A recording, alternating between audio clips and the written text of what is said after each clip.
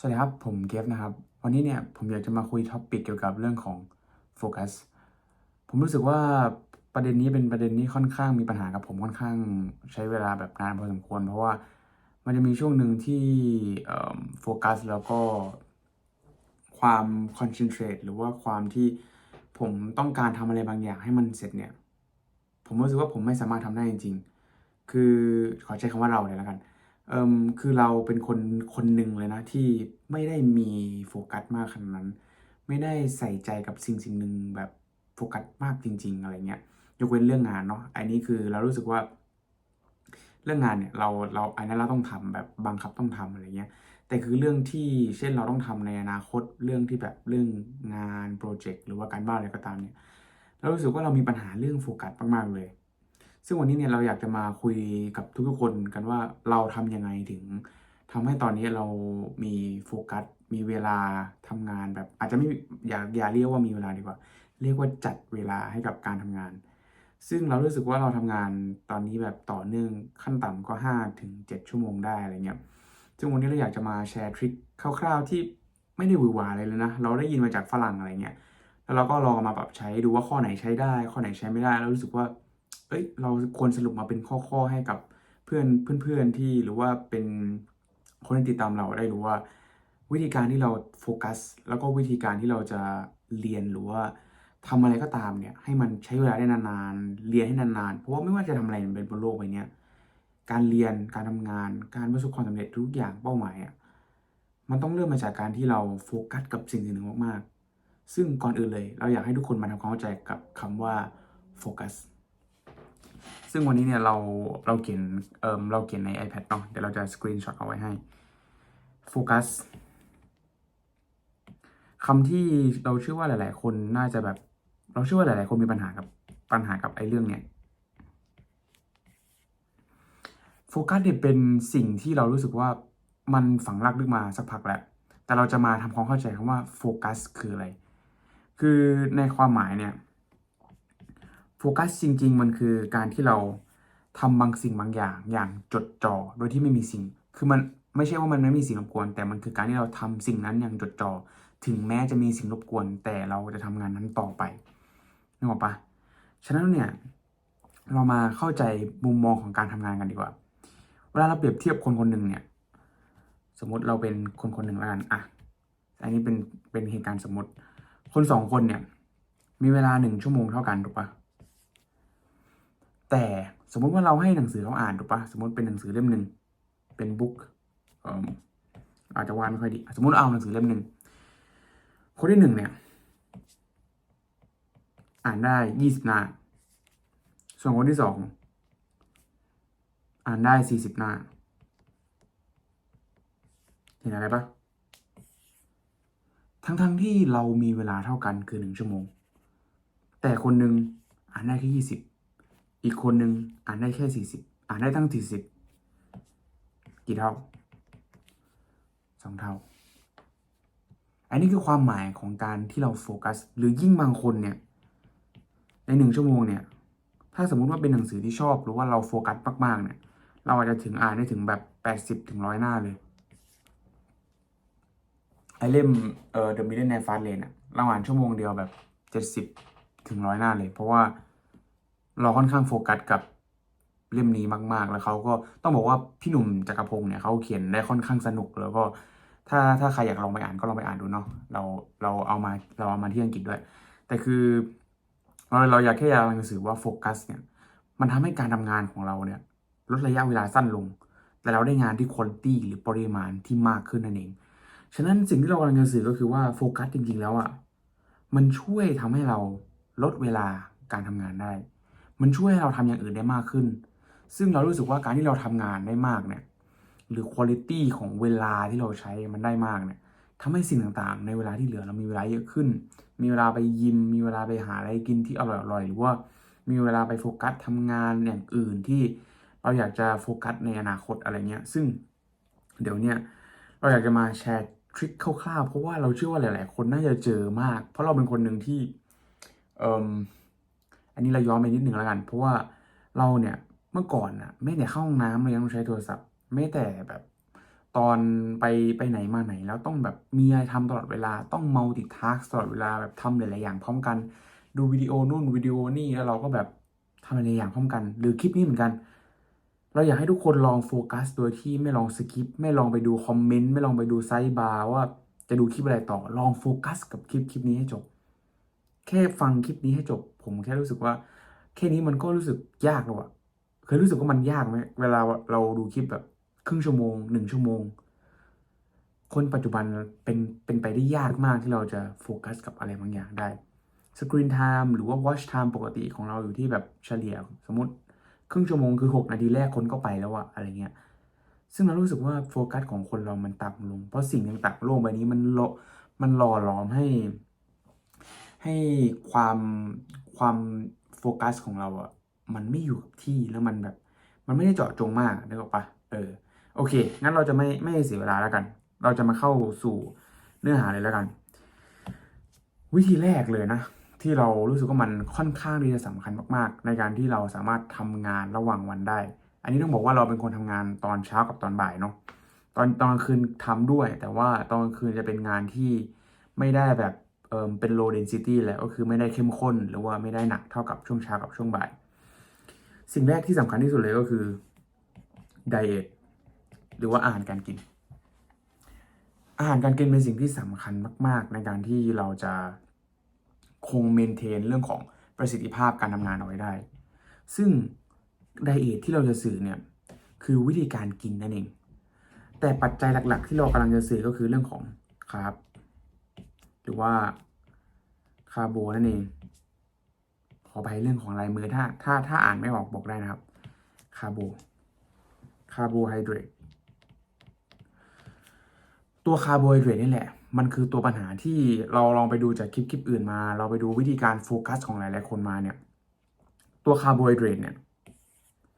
เป็นปัจจัยที่ค่อนข้างส่งผลกระทบอย่างมากในการอ่านหนังสือหรือว่าการทำงานเคยเราว่าเพื่อนๆน่าจะเคยเจอเวลาสมมติแบบตอนเที่ยงมากินข้าวอิ่มๆกินข้าวเยอะๆกินขนมหวานกินน้ำหวานมาต่อเงี้ย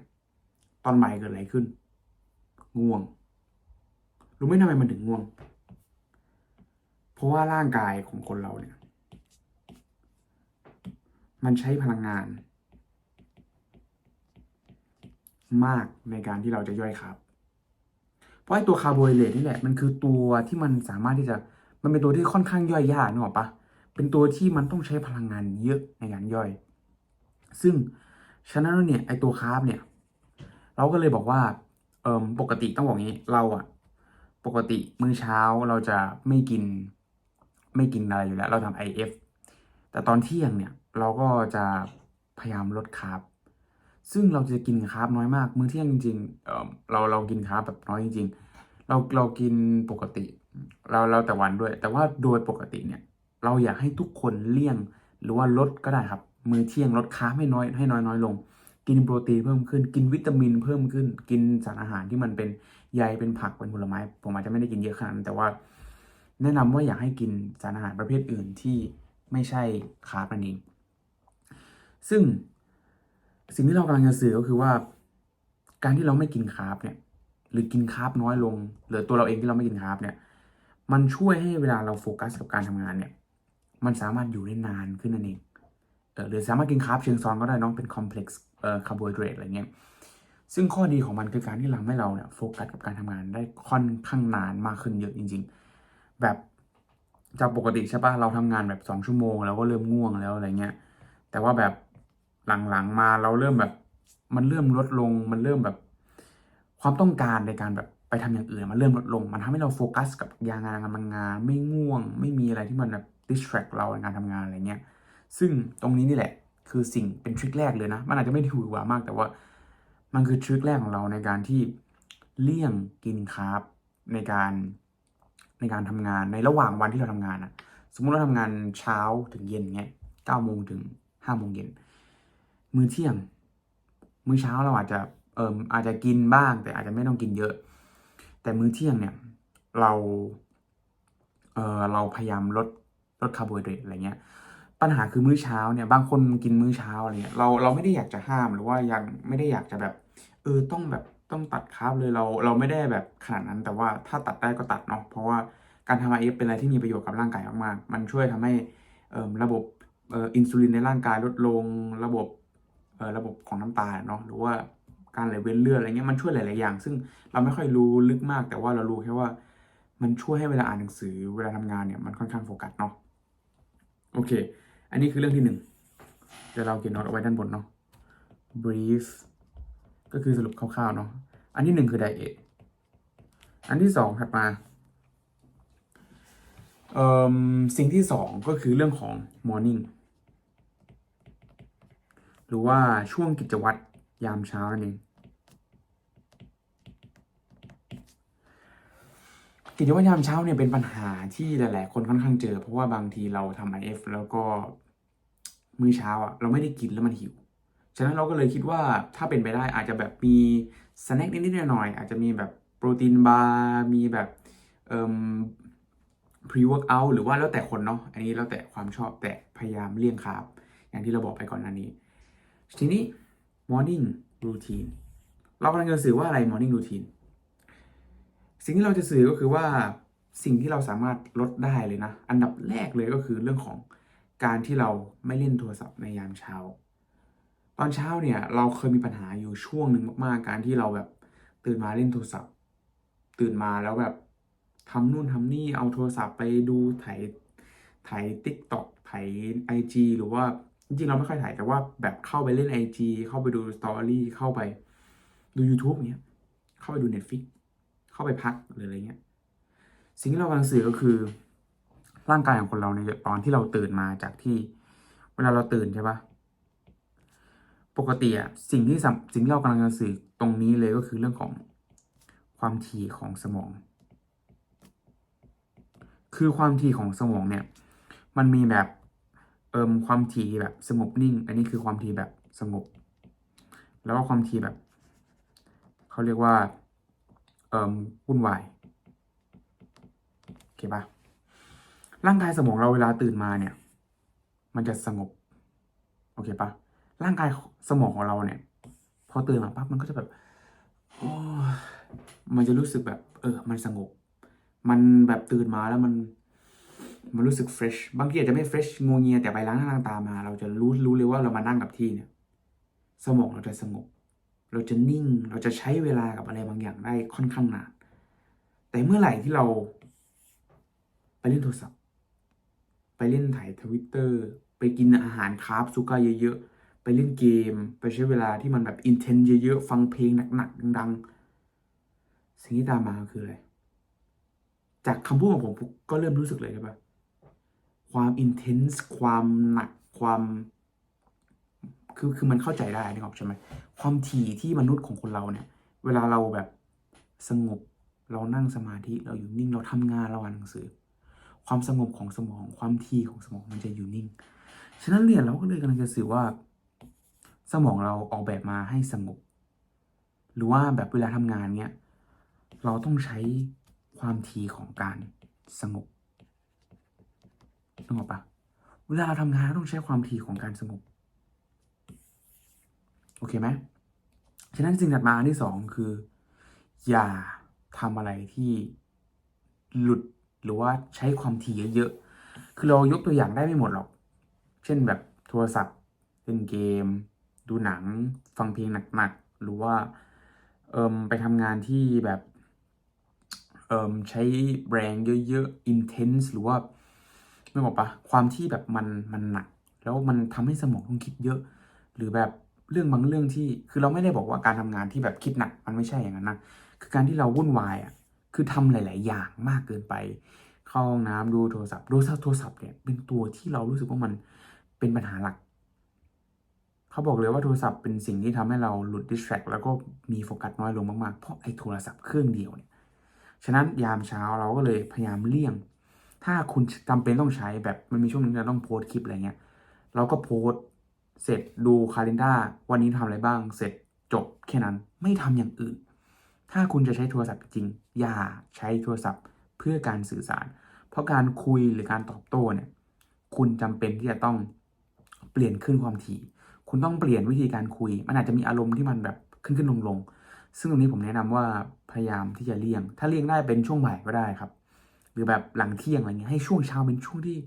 เราโฟกัสกับการทำงานจริงๆไม่ใช่แบบเราไปทำนู่นทำนี่อะไรเงี้ยมันเสียเวลาโอเคงั้นเรื่องที่สองคือกิจวัตรยามเช้าเนาะสองคือ morning โอเคปะนี่คืออย่างที่สองอย่างที่สามที่เราจะสื่อเนี่ยเรื่องนี้เป็นเรื่องที่ค่อนข้างเอ่อจริงๆเรารู้สึกว่ามีประโยชน์ แล้วก็มันอาจจะเป็นข้อถกเถียงที่ว่ามันจะเป็นประโยชน์หรือเปล่าหรือไม่เป็นประโยชน์หรือเปล่าอะไรเงี้ยเรื่องนี้คือการ meditation หรือว่าการนั่งสมาธินั่นเองคือเราไม่ได้นั่งสมาธิแบบต้องนั่งพับเพียบต้องนั่งแบบสมาธิอะไรคือเราไม่ได้ขนาดนั้นเราแค่คือเมื่อก่อนอะเราคือเพื่อนเราก็เคยถ่ายไว้คือเรานั่งสมาธิเมื่อก่อนเราเป็นคนที่ศึกษาแล้วก็ชอบในการนั่งสมาธิมากเพราะว่าสิ่งที่สำคัญในการที่การนั่งสมาธิให้อะสิ่งที่มันให้ก็คือสติ การนั่งสมาธิมันเป็นต้นเหตุที่ทำให้เรามีความสำเร็จมากขึ้น มันเป็นต้นเหตุของการกระทำต้นเหตุของการแบบทำให้เราทำนู่นทำนี่แต่มันไม่ได้เป็นต้นเหตุของความสำเร็จแบบโดยตรง มันเป็นความสำเร็จแบบทางอ้อมนึกออกปะมันส่งผลต่อการกระทำทุกอย่างในชีวิตของเราในการออกกำลังกายในการตัดสินใจ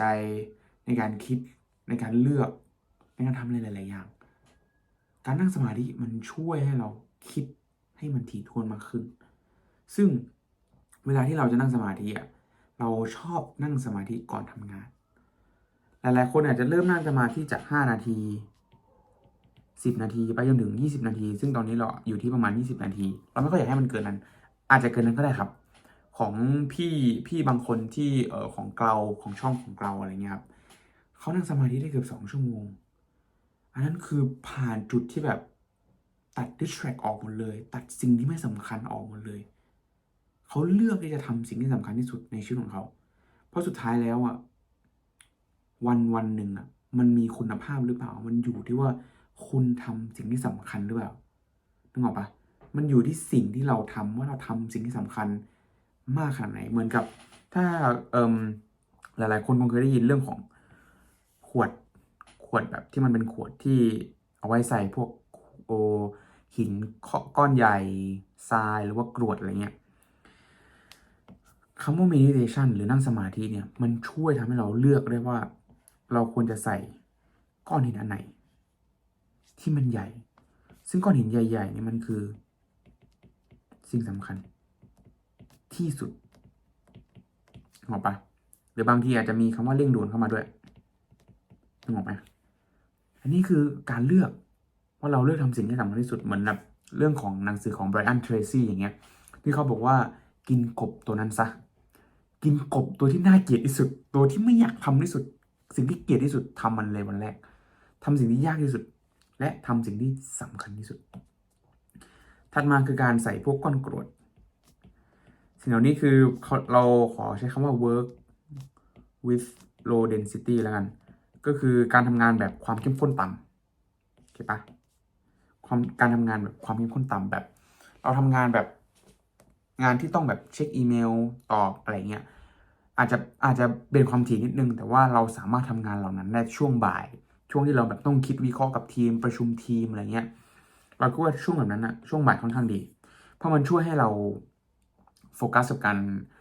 คือเราไม่ได้ต้องโฟกัสมากขนาดนั้นนึกออกปะอันนี้คือสิ่งอันถัดมาส่วนสุดท้ายก็คือการใส่พวกทราย การที่เราใส่พวกทรายเนี่ยเราอาจจะใส่ได้ไม่เยอะนึกออกปะแต่มันคือการรีแลกซ์การพักผ่อนการผ่อนคลายไม่ให้เราเครียดจนแบบโหเราเคยเบิร์นเอาท์กับการตัดต่อแบบไม่อยากตัดต่อเกลียดการตัดต่อไปเลยอะไรเงี้ยเราก็เลยแบบต้องหยุดพักการตัดต่อต้องหยุดงานหยุดทุกอย่างจนเราแบบกลับมาคิดได้ว่าสุดท้ายแล้วมันอยู่ที่ว่าเราอะโฟกัสกับมันมากขนาดไหนเรารีแลกซ์เรารู้ว่าเราคือเราส่วนตัวไม่ค่อยเชื่อเรื่องของ work life balance ในช่วงวัยรุ่นเท่าไหร่เนาะคือช่วงกลางคนช่วงอะไรเงี้ยเรารู้สึกว่า work life balance ค่อนข้าง work แต่ช่วงวัยรุ่นเรารู้สึกว่าเราไม่ได้อยากต้องการ work life balance เท่าไหร่เรารู้สึกว่า เป็นช่วงที่เราต้อง grinding เป็นช่วงที่เราต้องแบบทำทุกอย่างพยายามทุกอย่างทุ่มเททุกอย่างให้กับสิ่งหนึ่งล้มเหลวให้เยอะที่สุดที่ทำได้ลองยอมโดนคนอื่นด่าลองโดนแบบลูกค้าที่เราตัดงานเขาบ่นลูกค้าที่เขาไม่โอเคเขาบ่นหรือว่าลองทำงานหลายๆอย่างลองโดนลาออกลองโดนลองพูดผิดลองไปลาออกหรือว่าลองไปแบบทำอะไรที่เรารู้สึกว่ามันเจ็บปวดแล้วแบบเราไม่อยากทำแต่เราต้องทำเพราะเรารู้ว่าสิ่งนั้นมันทำให้เราก้าวเข้าไปสู่ความสำเร็จหรือเป้าหมายที่ทุกคนมีเราเชื่อทุกคนในช่องนี้มีเป้าหมายของตัวเอง แล้วก็อยากจะสำเร็จไปด้วยกัน ซึ่งอันนี้ผมอยากจะรีคอร์ดเอาไว้แล้วก็ในอนาคตผมอยากจะย้อนกลับมาดูตัวเองในอดีตเหมือนกันว่าในอดีตที่ตัวเองแบบเป็นเด็กที่ยังไม่ได้ประสบความสำเร็จไม่ได้อาจจะแบบเด็กทั่วไป ยังไม่ได้ประสบความสำเร็จยังไม่ได้รีไทร์พ่อแม่ยังไม่ทำให้พ่อแม่สบายได้ยังไม่ผมยังไม่สำเร็จ ผมยังมีสิ่งที่ต้องทำคือการที่พ่อแม่ยังทำงานอยู่ทำพ่อแม่ยังไม่สบายพ่อแม่ยังต้องไปทำงานอยู่ทุกวันนี้คือผมยังไม่สำเร็จ นี่คือเป้าหมายที่ใหญ่ที่สุดของผม แล้วก็ผมตั้งใจว่าผมจะรีไทร์พ่อแม่ให้ได้ อันนี้คือเป้าหมายของผม ฉะนั้นการ meditation กลับมาเรื่องเดิม มันช่วยให้เราทำทุกอย่างมีสติ โอเคไหมอ่ะโอเค อันนี้คือเรื่องที่สองเนาะเรื่องที่สองคือการนั่งสมาธิ เรื่องที่สามคือmeditation โอเค meditation ถัดมาเรื่องที่สี่อันนี้เรารู้สึกว่ามันค่อนข้างไม่ได้ค่อนข้างสำคัญ แต่ว่ามันไม่ได้สามารถเอาไปประยุกต์ได้กับทุกคนคือ all or nothing ทำไปเลยทำหรือไม่ทำให้เลือกเลยว่าจะทำหรือไม่ทำหลายๆคนแล้วว่ามันมีปัญหาเลยหนักมากๆการที่แบบเราไม่สามารถโฟกัสไม่สามารถนั่งอยู่กับที่ไม่สามารถแม้กระทั่งแบบอ่านหนังสือสักหน้าลองเก็บหนังสือสักเล่มที่แบบเราชอบมากๆเรามาอ่านอะไรเงี้ยหนังสือเล่มหนึ่งที่เราอ่านรู้สึกว่าอ่านยากมากคือเรื่องไอ้เล่มThe Intelligent Investor เล่มนี้อ่านยากพอสมควรเลยเพราะว่าด้วยความที่คือเราลงทุนมาอยู่แล้วสาย VI แต่ว่าเราเราไม่ได้เก่งด้านคือด้วยความที่คำศัพท์นึกออกปะมันมีความเข้มข้นแล้วก็เนื้อหามันค่อนข้างเยอะนึกออกใช่ไหมเราก็เลยอาจจะต้องโฟกัสมากต้องโฟกัสเป็นพิเศษแล้วก็สิ่งที่เราต้องเลือกก็คือ ถ้าเราไม่ตั้งใจอ่าน เราจะไม่ทำเราจะไม่อ่านเลยนึกออกปะเพราะเราสามารถหลุดได้ง่ายมากเออซึ่งตรงนี้เนี่ยสิ่งที่เราจะสื่อคือจะทำหรือไม่ทำให้เลือกไปเลยครับ เลือกที่จะทำสิ่งที่เรียกว่า single task นึกออกไหม single task แปลว่าการที่เราทำอย่างใดอย่างหนึ่ง อย่างเดียวทำมันให้เสร็จอย่างใดอย่างหนึ่งนึกออกปะทำมันให้เสร็จแค่อย่างเดียวทำทีละอย่าง ถ้าจะคุยแชทถ้าจะไปนอนถ้าจะมาเล่นเกมถ้าจะดูทีวีแค่ดูทีวีถ้าเวลาผมจะดูแบบการ์ตูนอย่างเงี้ยเรื่องวิลแลนซาก้าอย่างเงี้ยเวลาผมดูผมนั่งดู ผมจดจ่อกับมันเวลาผมอัดคลิปผมจดจ่อกับการอัดคลิปผมเปิด Airplane Mode ผมไม่อยากให้มีใครมารบกวนกับคลิปที่มีค่าแล้วก็คุณค่าของคนที่เป็นผู้ชมของผมอาจจะมีไม่ได้เยอะมากตอนนี้แต่ผมเชื่อว่าในอนาคตคนที่ดูของผมจะสำเร็จกับผมไปด้วยกัน ซึ่งสิ่งนี้แหละคือการที่เราเลือกว่าเราจะทำหรือเราไม่ทำฉะนั้นสิ่งที่สำคัญถัดมาก็คือ การที่เรารู้ว่าเราทำอะไรบ้างในแต่ละวันโอเคไหมการที่เราทำในแต่ละวัน ซึ่งมันจะผ่านไปสู่ข้อที่5เนาะข้อที่5ก็คือเรื่องของข้อที่4ก่อน all or nothing โอเคเรื่องที่5คือเรื่องของ environment เราเอาเรื่องของ environment ที่หลายๆคนชอบพูดเนี่ยมาอยู่ไว้หลังสุดเลย เพราะว่าเรารู้สึกว่า4อย่างเนี่ยมันตัดสินหลายๆอย่างได้ก่อนที่จะมา environment เป็นสิ่งที่เราสามารถแก้ไขได้เลย แต่ diet morning meditation อะไรเงี้ยเราก็สามารถทำได้เหมือนกัน รวม5อย่างเนี่ยเป็นสิ่งที่สำคัญทั้งหมดเลยเนาะเราไม่ได้อยากบอกว่าผู้ผิดเราไม่ได้อยากจะบอกว่า environment มันไม่ดี แต่ว่าเราแค่จะบอกว่าทุกอย่างมันต้องผสมรวมกันหมดโอเคไหม environment ในการทำงานของเราอะไรเงี้ยมันออกแบบมา ให้เหมาะแก่การทำงานนึกออกปะเวลาเราทำงานใช่ปะเราเลื่อนคอมมาตรงนี้ปกติเราอัดคลิปเราอาจจะต้องไม่เลื่อนนะเรานั่งทำงานอย่างนี้ปั๊บมีน้ำเราเตรียมน้ำไว้ก่อนเลยเผื่อแบบต้องลุกไปนู่นไปนี่แล้วแบบ distract นึกออกปะหลุดไม่ทำงาน แล้วเราก็แบบมี to do list ในการทำงานทุกวันต้องมี to do list ในการทำงาน รู้ว่าต้องทำอะไรบ้างในแต่ละวัน รู้ว่าเราทำอะไรบ้าง ฉะนั้นแล้วเนี่ย เดี๋ยวเราจะแนบตัว PDF ไฟล์ที่เราใช้เป็นเอกสารอีกตัวนี้ จริงๆเราได้มาจากเอเจนซี่ที่หนึ่งก็คือ Imperial Agency เนาะแต่ว่าเราจะไม่เอามาใช้เลย แต่ว่าเราจะเอาไปปรับให้กับคนที่ดูคลิปของเรา เรารู้สึกว่าไอ้ตรงนี้เนี่ยเราสามารถปรับได้โดยการที่เรารู้ว่าแต่ละวันอะเราต้องทำอะไรบ้างถูกปะเราต้องรู้ว่าเราต้องทำอะไรบ้างในแต่ละวัน ไม่งั้นแล้วอะชีวิตเราจะไม่รู้เลยว่าเราโฟกัสกับการทำงานไปเท่าไหร่แล้วนึกออกปะซึ่งตรงนี้นี่แหละคือตรงนี้เนี่ยมันจะประกอบไปด้วยเดทวันเวลาแล้วก็ชั่วโมงต่างๆเราก็ลิสต์ว่าเราทำอะไรไปแล้วบ้างใช้เวลาทำงานไปแล้วกี่ชั่วโมงอย่างอัดคลิปตรงเนี้ยแล้วก็ตั้งเวลาไว้เลยว่าเราทำกี่นาทีกี่ชั่วโมงเท่าไหร่นึกออกใช่ไหมแล้วก็ตั้งสรุปแล้วเราก็เขียนว่าเราโฟกัสใช้เวลากี่ชั่วโมงโฟกัสไปเท่าไหร่และผลลัพธ์ที่ได้คือเราอัดคลิปไปกี่คลิปทำงานไปได้เท่าไหร่อะไรเงี้ยแต่สิ่งที่เราอยากจะเน้นเลยก็คือเราอาจจะเขียน to do list ไว้ตรงนี้ก็ได้โอเคป่ะเขียน to do list ว่าต้องทำอะไรไปบ้างแต่สิ่งที่สำคัญที่สุดเลยนะคือ distract คือต้องรู้ว่าสิ่งที่มันทำให้เราหลุดโฟกัสคืออะไรเช่นสมมติเราอ่ะมีปัญหามากเลยกับไอ้น้ำเปล่าเนี่ยคือเราอยู่อังกฤษแล้วต้องกินแท็บวอเตอร์นึกออกปะคือมันกินน้ำเปล่าอย่างอื่นได้เลยแต่ว่าคือเวลาน้ำเปล่าเนี่ยมันมีปัญหาตรงที่ว่าคือเราเนี่ยไม่สามารถที่จะคือเราต้องลุกไปหยิบนึกออกปะอันนี้คือ distract อีกประเภทหนึ่งคือมันทำให้เราหลุดจากการทำงานเวลาเราโฟกัสมากๆคือเราไม่อยากจะแบบลุกไปตอบแชทลุกไปทำอย่างอื่นเลยอะไรเงี้ยเราก็เลยเขียนสิ่งที่เรียกว่าเราควรจะพัฒนาอย่างนั้นเดี๋ยวเราไปแปลไทยให้เนาะ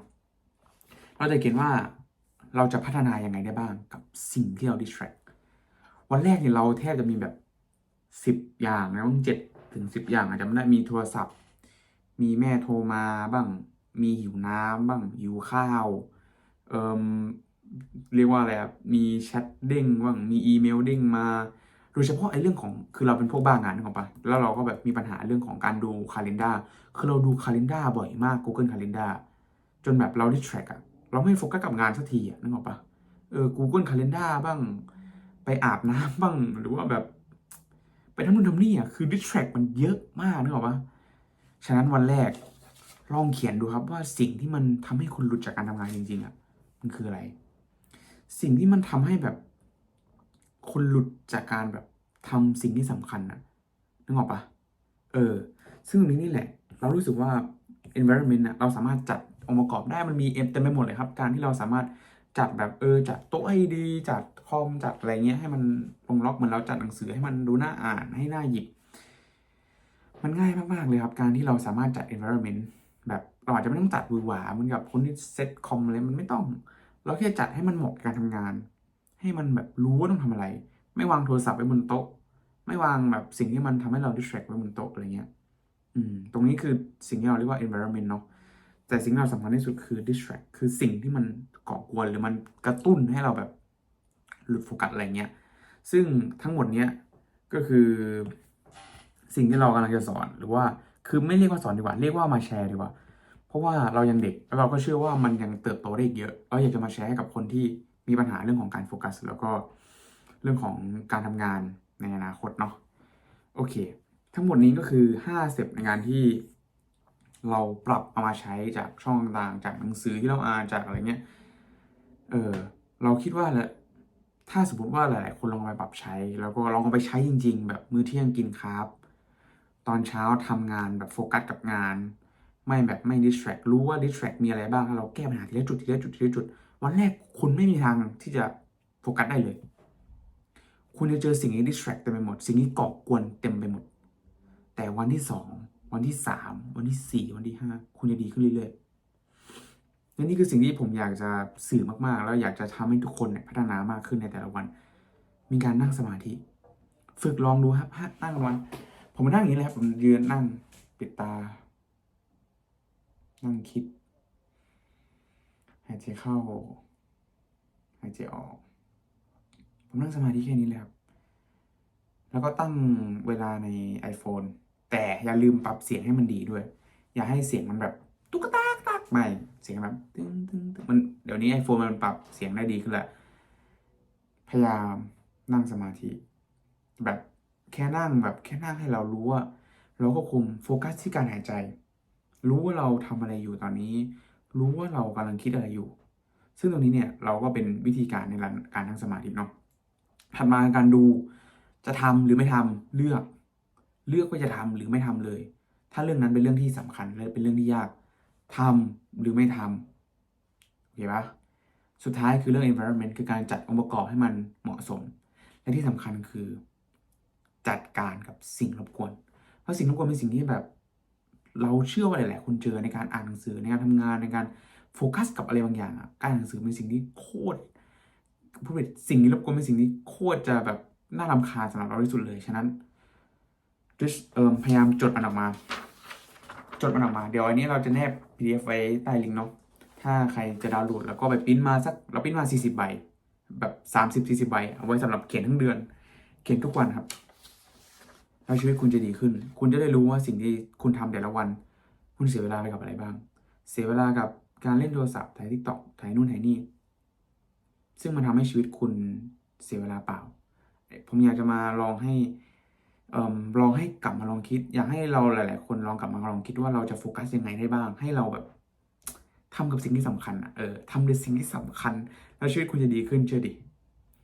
เดี๋ยวเราจะสำเร็จ ซึ่งเราเชื่อว่าเราอยากให้ทุกคนในช่องนี้สำเร็จไปด้วยกันทำเป้าหมายให้สำเร็จไปด้วยกันเนาะโอเคไหมโอเคงั้นเดี๋ยวเราไปแล้วไว้เจอกัน